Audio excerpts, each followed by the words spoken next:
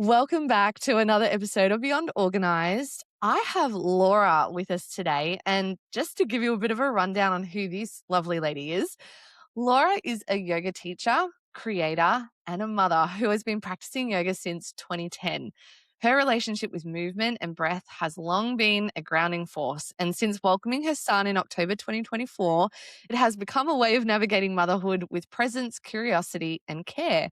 This season of life inspired the creation of Jnanabala Yoga, an offering rooted in connection and the belief that everyday movements can become meaningful rituals of growth.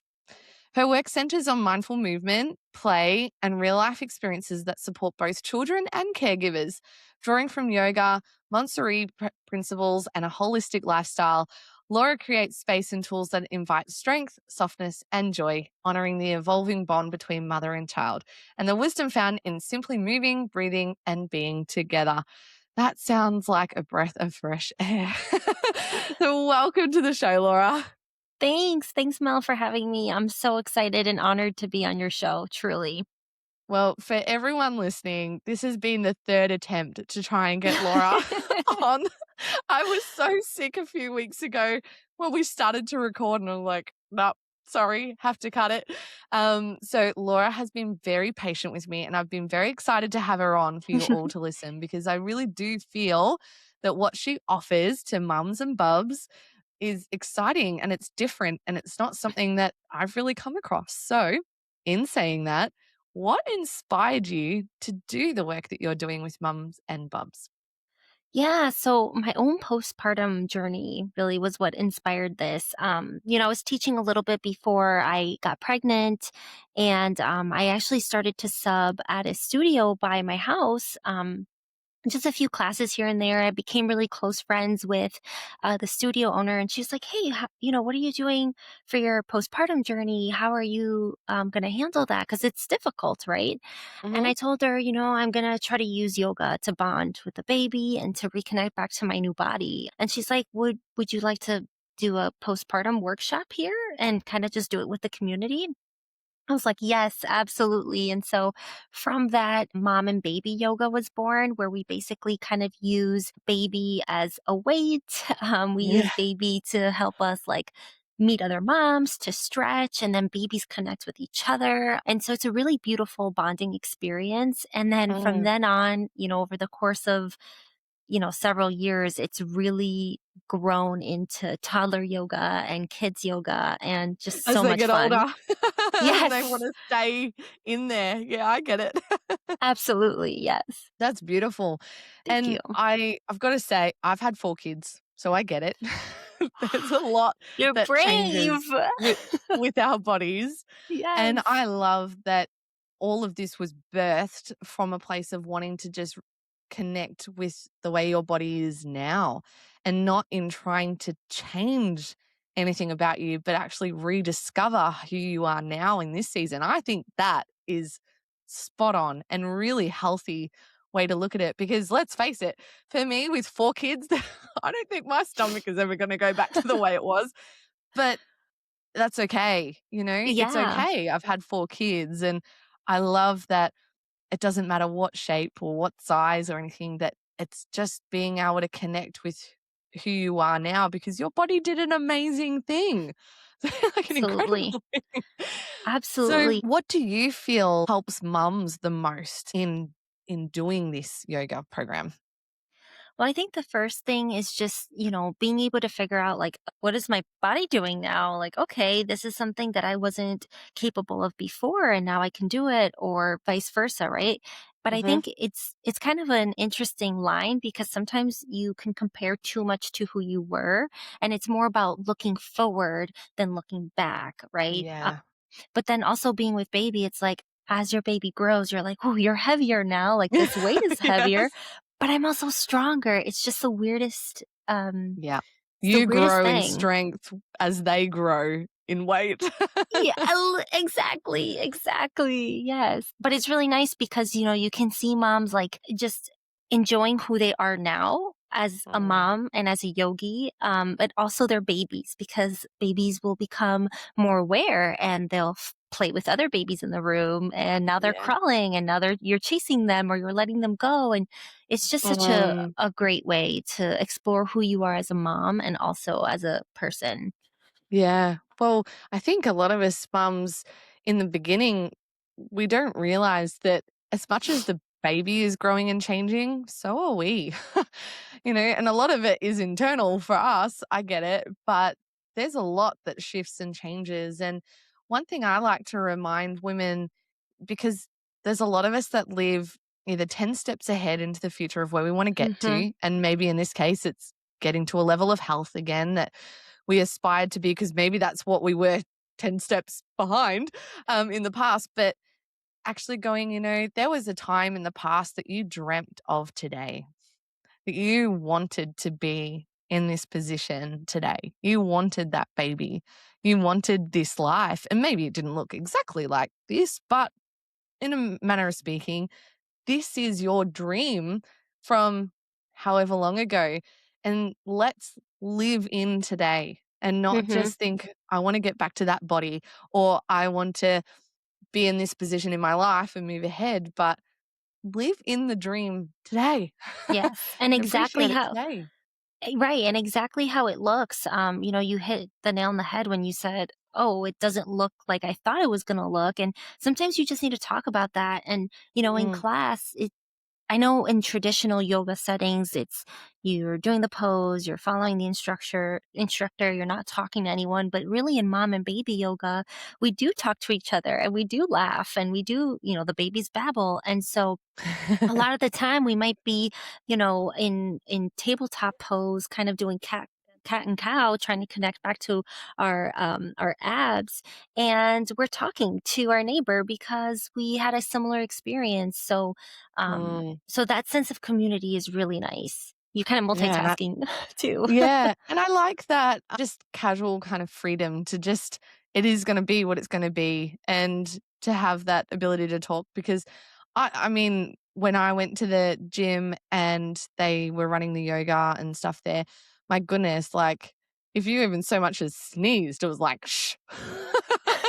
It was just like, "Sorry." And you can't even say sorry because then someone else is telling you to be quiet, and it's just, it's uncomfortable, especially Hmm. for someone like me, but also other women who maybe struggle with quieter environments, their brain's going a Right. million miles an hour, there's always something to talk about, whatever it is. Um, yeah, I And like this setting. And it's totally different because, even just from the start of class, right? Like it's hard to get out of the house with kids, right? So Yes. I have moms that arrive late and they're like, "Oh my gosh, I'm so sorry." And I'm like, "No, you're not late. You're on Yeah. time. You're okay. You're Come still and here, join you made us." it. Like, It's good. yeah, and so all the other moms that are there will wave at them and we'll scooch over and we'll laugh, and so it's really a welcoming environment for mom and baby. That's really special. Now, I didn't ask you, but obviously for the people that are listening and then going, "Oh, that sounds like a lot of fun." Whereabouts are you based in the US? Yes, I'm in Michigan, so very cold, very snowy. But yeah, I'm in Michigan. Mhm. Okay. So anyone that's in the Michigan state can actually look and see whereabouts you are.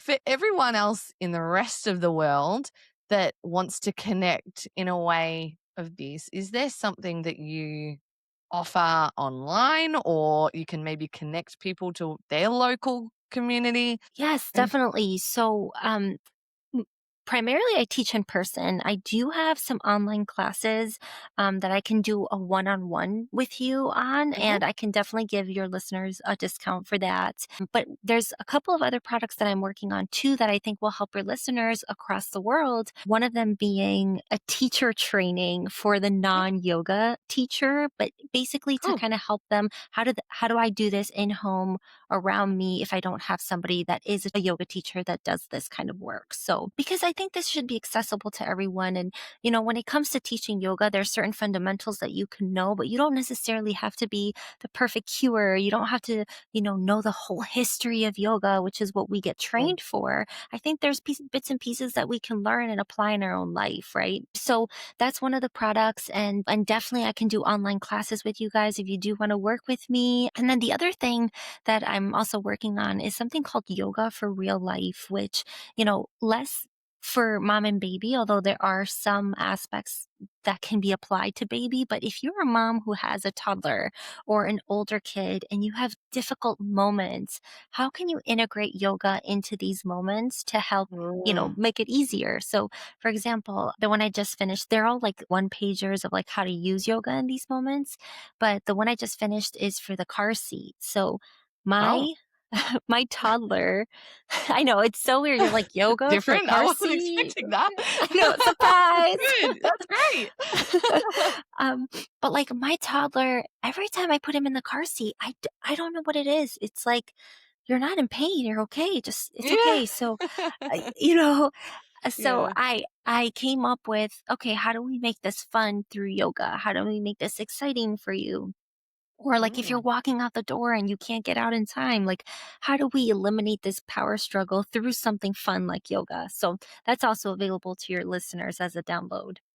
Ah, that is cool. I'm very curious on that. Mhm. I love that you're creating something. I know it's still in the works, but I love that you're creating something that makes it accessible for a lot because even those that live probably around the corner from you would still appreciate it because it's not always easy getting out the door with a baby, with a toddler, with a child. And not just that, there's everyone has different body image insecurities and things that they're dealing with too, and might not even feel comfortable to step Yeah. foot inside a studio or anything to And it's do a, you that. know what?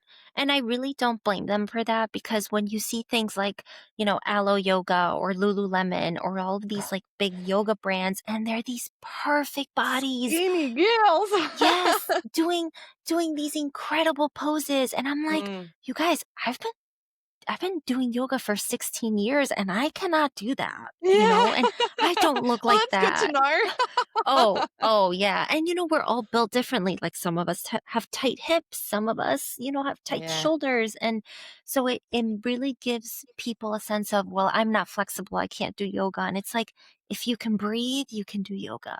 Yeah, that's good to know because I've gotta say, I would classify myself as I'm not flexible. I used to be like that in all areas of my life. I've gotten better when it comes to my time and my structure, but physically, yeah, flexibility is a work in progress. It's going to be forever, truly. Yeah. Yeah. Yeah. Oh, well, that's okay.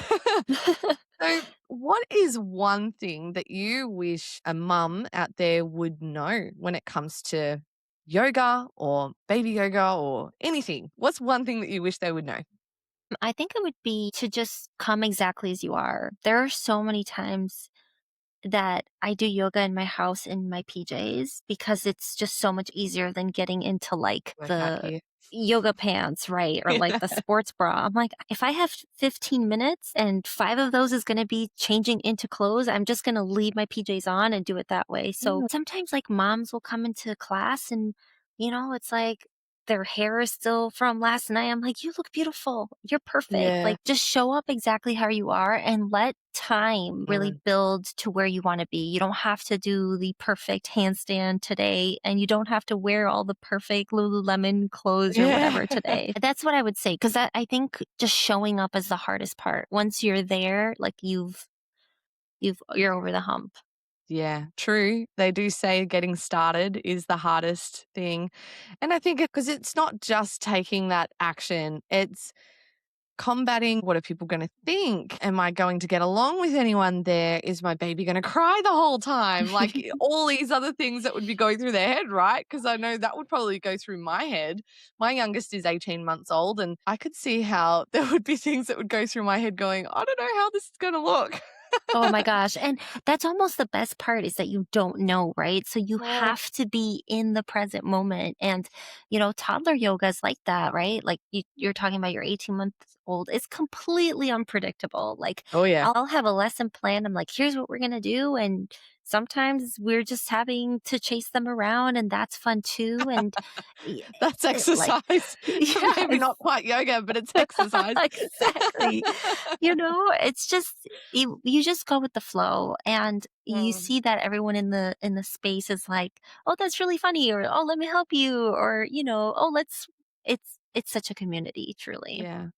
So for you and what you do, like how does yoga work for you? Because I know that for some people they come to yoga more like for the stretching and the flexibility and the actual physical aspect. For others, it's the spiritual aspect and things like that.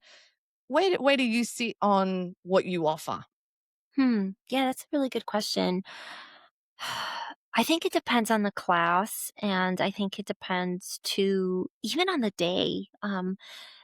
And the vibe of the room. Like sometimes I have a mom and baby yoga class where you can sense that mom wants to sweat a little bit, right? So class will be a little bit more intense that day. Yeah. Or sometimes you can sense that maybe the baby was teething or, didn't sleep well last night. Hmm. And mom's like, can I just lay in Shavasana Please the don't make entire this too time? hard.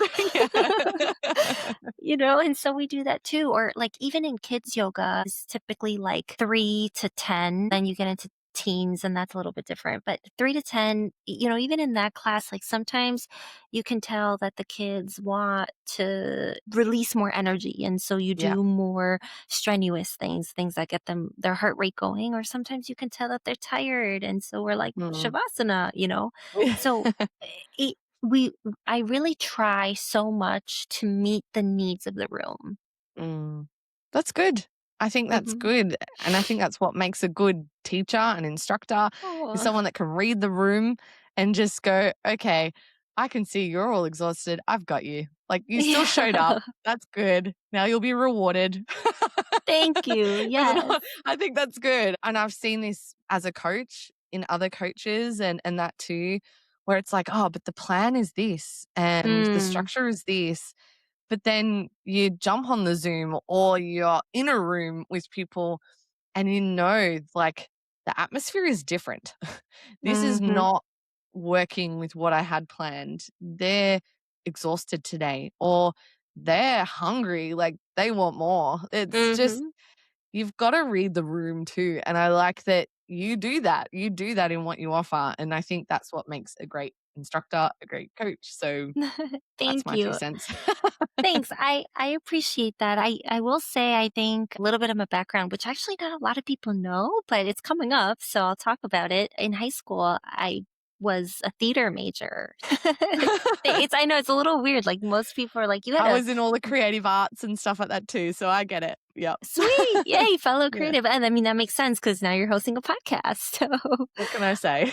I and was you're born to talk. I love it. I love it. But yeah, in that we had to get used to a level of ambiguity, right? Like Gotta from improvise. Yep. bright. I remember one day we were performing and there was supposed to be a telephone that went off that would cue my next line and Yeah. it didn't go off, and I remember being like, "Oh, how can I make Mm. this work?" And I was like, "Oh, the phone volume is down," is like what I Yeah. added. And so that improv kind of followed me into actually looking at the audience. Well, in this case, the class and trying to melt into what's going on, the vibes. That sounds like it would have been a bit of pressure in the moment, but good to adapt and learn, hey, and they're good life Yeah. lessons. Yeah, it definitely was pressure to the point that I remember it still today because I'm way, way, way, way over high school, way Yeah. older. It's scary when you think how long ago it is. Like, I just realized it was 20 years ago for me. And I'm like, "I'm not that old." I Am I? I know. I know, Yeah, it's in scary. fact no, it's so scary. You know, just the other day oh my gosh, I can't believe I'm gonna say this to a podcast, but just the other day, I was like I remember, like, a year ago, I had a few gray hairs, and then, like, just the other day, I was, like, looking at a bump on my head, and I had, like, so many, I couldn't count them just in one section. No! I know, and I was like, "How much time has gone by? Like, how?" But, you know, At one least with grey hairs, you can easily cover it up. It's when you start losing hair altogether, that's the problem. maybe there's a yoga for that. Yeah. I don't know. Like a Maybe. headstand I to wouldn't get know. maybe Yeah, like a some sort of headstand massaging.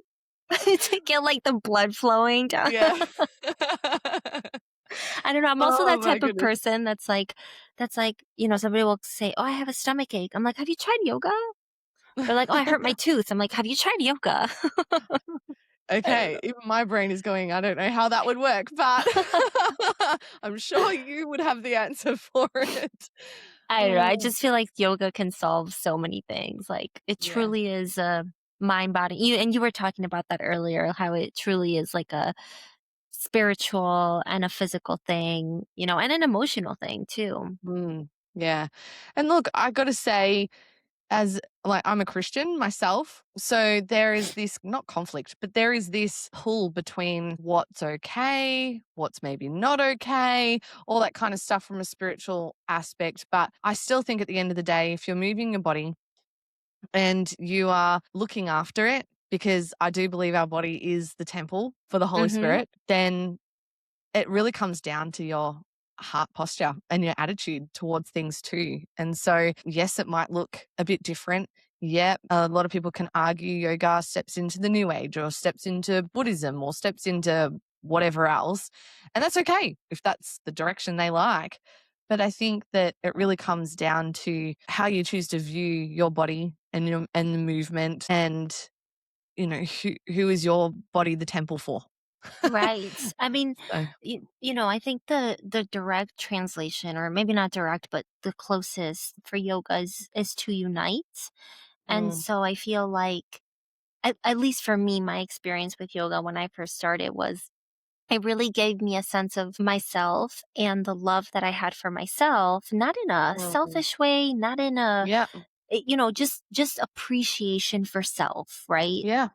And then once you have it for yourself, you can so much more easily share it with others, right? Like you become so Mhm, much more loving. And I think that is what religion tries to teach, right? Like I also come from actually a Catholic family, but mhm. that's what they try to teach, you know, love thy neighbor, love Yes. thyself. And It's interesting you say that mm, 'cause, as I mentioned before, I started the show that I'd recorded a self-care course just this morning, and mhm, that even came up with the love thy neighbor as yourself, and I really challenged the people doing the course, how can you love others to the level of degree that we're being asked to love when you don't even have enough respect for yourself, let alone love and all of that? So I feel like even with all of this, it challenges some of those things in a good way. I think it's good and healthy and productive to be thinking and evaluating all of that because if we don't look after ourselves,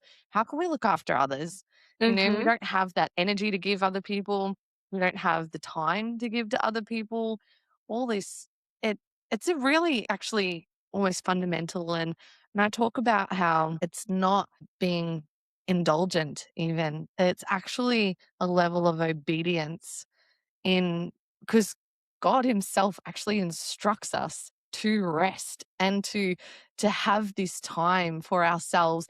Jesus even withdrew at times and rested. God created everything and on the seventh day he rested, not because he needed to, but as a model for us. Like there's all these things that highlight the importance of this. And I see how with what you're doing and what you're creating in yoga. I know you're not coming from a Christian perspective, and that's totally fine, but it fits into being able to look after yourself.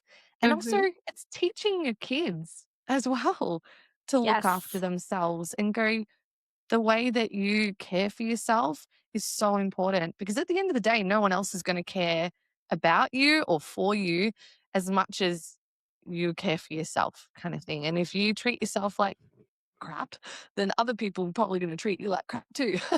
So it's Yeah, just, it all plays a part. And I feel like I've just opened a whole can of worms, but that's it in a nutshell.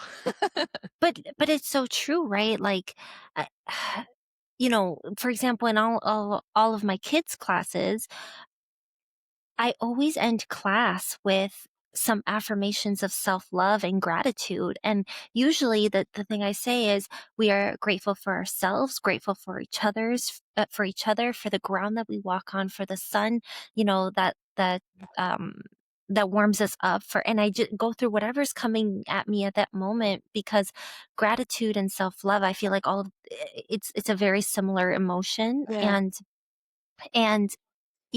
I think everybody has different ways of achieving self love. And I Yeah. think that if yoga is one of those ways that can help people, Connect that. anyone, right. And two, especially as moms, I feel like, when I had my baby, there was so much change. It was so drastic that I didn't even know who I was anymore. And I You and every other lost mum out there. totally. It's such a universal experience. And Yeah. I just, you know, it, yoga helped me realize that this is a season and this is a wonderful season and it looks different than all the other seasons in my life. And then the love for self came back, and then you can build a better connection with your child, a Yeah. better connection with your partner. Yeah. Um, and yeah, you can't pour from an empty cup. Exactly.